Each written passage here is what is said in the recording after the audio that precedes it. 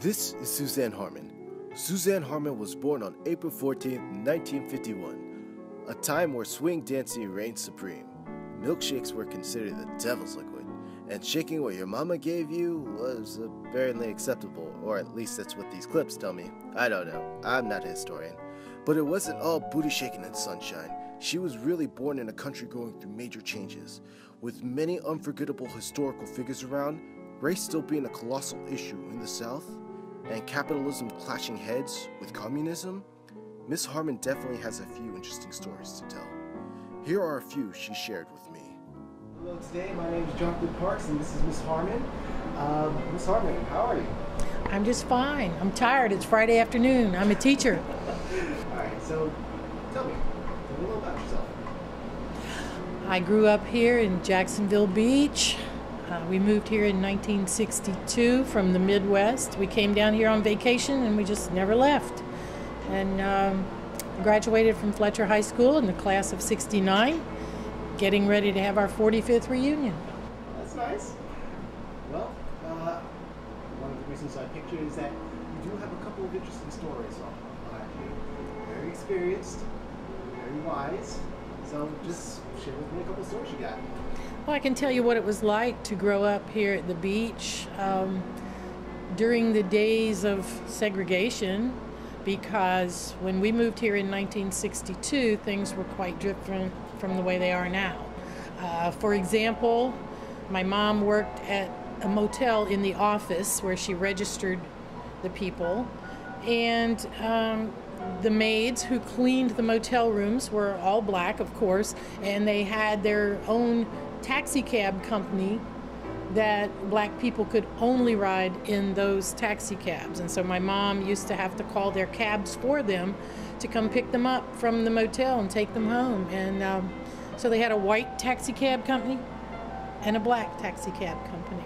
And I know today when I tell my students stories about those days, they find it shocking because thank goodness things are different today. And the high school was all white when I started here. And then they integrated, probably it was my 10th grade year. And they did it on an experimental basis because they wanted to see how the kids got along. So they brought just a small group of black students over here who normally had been bused into Jacksonville, and started out with a small group, and then the next year it got a little larger and a little larger, and they found that the students got along fine. It was some of the older folks in the community that had some problems adjusting to integration.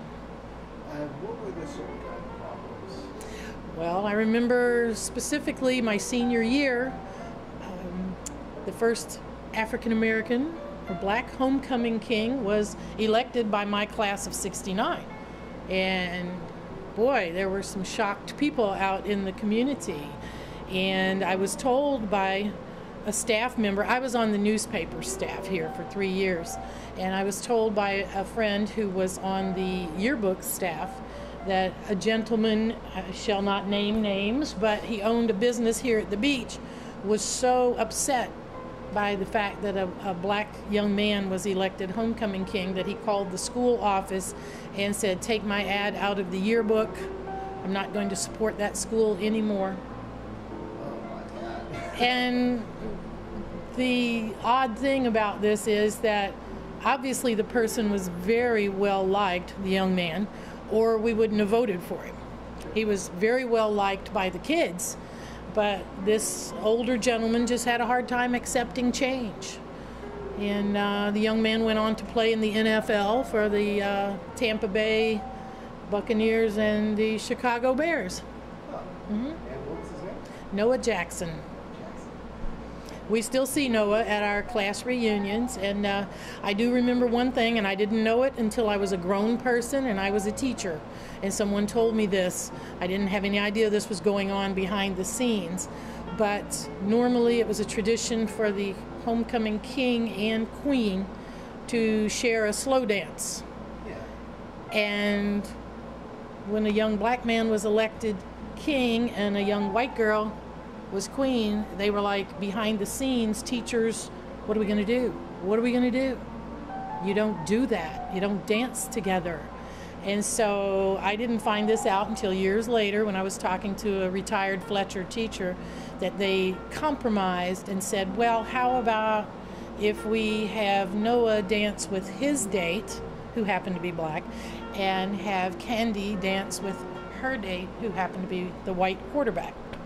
They settled it that way because there would have been too much of an uproar, I guess. Some people couldn't have handled it. Too much racial tension? Yes, back in those days, but if you left it up to the kids got along fine. And but you have had an interesting life, and it's living. In other words, I'm old. Is that what you're saying? Yes, you are very old. You're old as dirt. But just one question: would you love to do it all over again? Yes, I would. I think I would. I might make a few different choices here and there, but all in all, life's been pretty good. I loved growing up at the beach. It was a simpler time. 3rd Street was 2 lanes. The only place to get fast food was the Dairy Queen on 3rd Street. Really? That was it. Oh crap! Well, there was an A&W root beer place too. I'm sorry, I forgot that. It was fun. And when I look back now, and I think I really enjoyed it. I appreciated the ocean. I loved the beach. And I always swore I would never leave. But as my mom has reminded me, she's 87 now, she still reminds me, but you did leave. I married a military person and I didn't have much choice. My husband was a career Navy person. And he is now retired from the Navy and he's a nurse at Mayo Clinic. So anyway, but I did leave for a while, but my heart was still here at Jacksonville Beach. Now I'm Neptune Beach, you know. So Yeah, it's just flat out. close. Just a little line down the middle of Seagate separates the two, right? Yeah. Well, it was nice speaking to you. I think a great time. It was nice speaking to you too. Thank you. Thank you. One Fletcher graduate to another.